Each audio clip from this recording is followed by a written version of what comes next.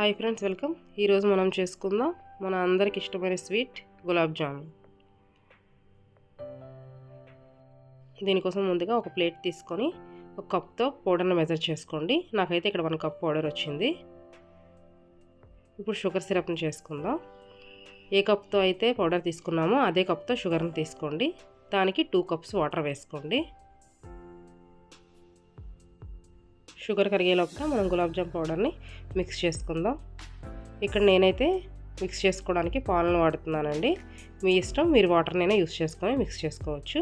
కొంచెం కొంచెంగా మిక్స్ చేసుకొని పాలని సాఫ్ట్గా కలుపుకోండి. చపాతీ ముద్ద, పూరి ముద్ద కలుపుతున్నట్టు హార్డ్గా కలపకండి. ఇలా సాఫ్ట్గా కలుపుకోండి.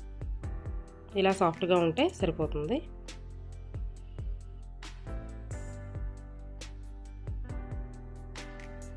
చూడండి, షుగర్ అంతా మెల్ట్ అయిపోయింది.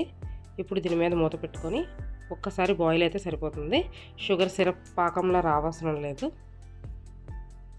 ఇలా బాయిల్ అయిన తర్వాత స్టవ్ ఆఫ్ చేసి షుగర్ సిరప్ని పక్కన పెట్టుకోండి. ఇప్పుడు పొయ్యి మీద కడాయి పెట్టుకొని ఆయిల్ వేసుకొని ఆయిల్ని మరగనిద్దాం.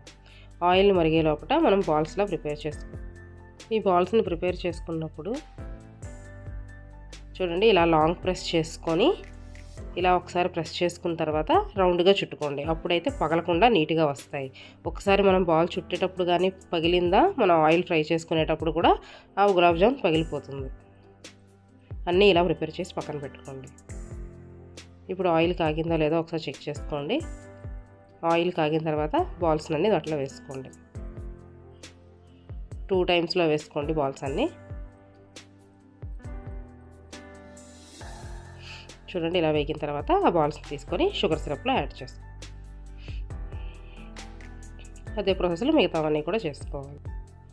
బాల్స్ని ప్రిపేర్ చేసుకున్నప్పుడు అలా ప్రెస్ చేసి మిక్స్ చేసుకోవడం వల్ల పగలకుండా నీట్గా వస్తాయి. వేపుకున్నప్పుడు కూడా చూడండి, పగలకుండా ఎంత నీట్గా వచ్చాయో. మన వేడివేడి గులాబ్ జాములు రెడీ అయిపోయినట్టే.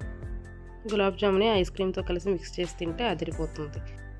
వీడియో నచ్చితే సబ్స్క్రైబ్ చేసుకోండి. Please like, share and subscribe.